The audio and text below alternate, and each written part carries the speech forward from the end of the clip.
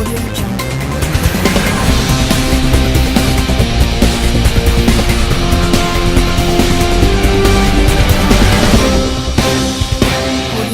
are some of the things you've been working on this past week to ensure to give you that boost you're going to need once you hit the ground running?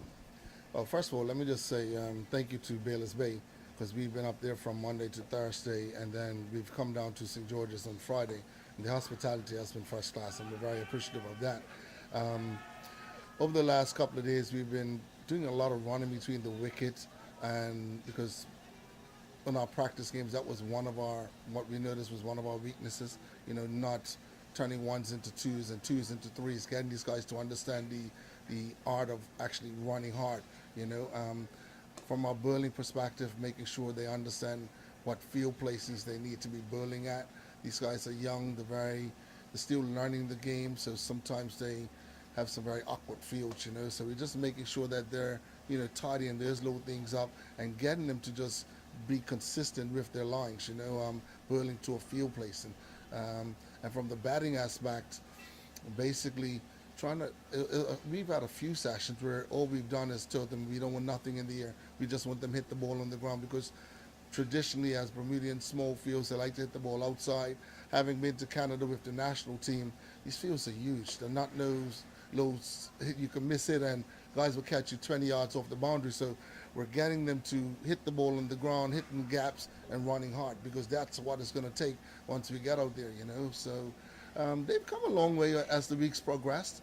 And the good thing is that when we get to Canada, we'll actually have everybody there. Marcus and Jabari, I think, come back either today or tomorrow, and the boy Rudy will meet us right over there. So we have 2 practice games plus maybe 2 sessions before the actual tournament starts. So we should be ready come competition time. We, over the last few years, have struggled internationally, especially at this age group. What are you hoping or what are you looking for this time around to be different? Well, to be quite honest with you, this group here is relatively a young squad. Out of the 14, I think 11 of them are still able to play in the next tournament. And we have maybe about 4 or 5 that could play 2 more tournaments. So they're relatively young. So right now we're really looking to be competitive and try to win. If we can win 2 out of the 4 matches, I think that would be a really good tournament for us. Now, again, the cricket's played on this day, and like I told them, if we continue to do the right things and play to our full potential, ability-wise, we can do it. My concern with these guys, because of their age, is their maturity level. Can they be disciplined enough to do what's required of them to execute the game plan? That's where we're gonna. My concern, So I'm hoping that when they get over there, that they're able to put it all together. Because I tell them I believe in you. It's a matter of you believing in yourself, that you're good enough to perform at this level. I think it's more mental than anything. Talent-wise, they have it. It's just mentally. Like I talked specifically to LJ, for instance, last couple of weeks he's got 70s. Why haven't you been able to go on to get 100? And we've talked about these things. What goes through your mind at these stages? You know what I mean? So, again, not being satisfied with scoring 50 because you're okay. Well, I'm scored an international 50. No, go on and get 100. So I put a couple of incentives in for the bowlers and for the batsmen. So hopefully that will encourage them to think big rather than being satisfied with low 30s and 40s, Your experience in Canada, you know about the conditions and the fields in which you'll play on. What do you see?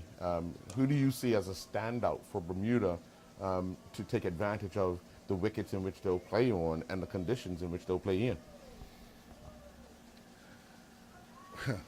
Well, to be quite honest, if you have 11, I have 14 players, and obviously we're going to pick our best 11, and out of those 11 that we pick, I'm expecting 3 or 4 of them to perform and help us to win the games.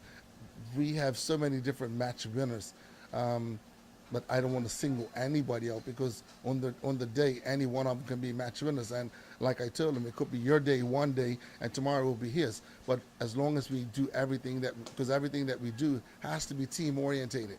You know what I mean? So again, the good thing for us is that we have some players like Nairobi Mills, you have LJ, you have Kushai Darrow, Tybray Robinson. These guys have been playing at premier level, so they've been playing against quality opposition, and hopefully their experience at that level would shine and show come tournament time.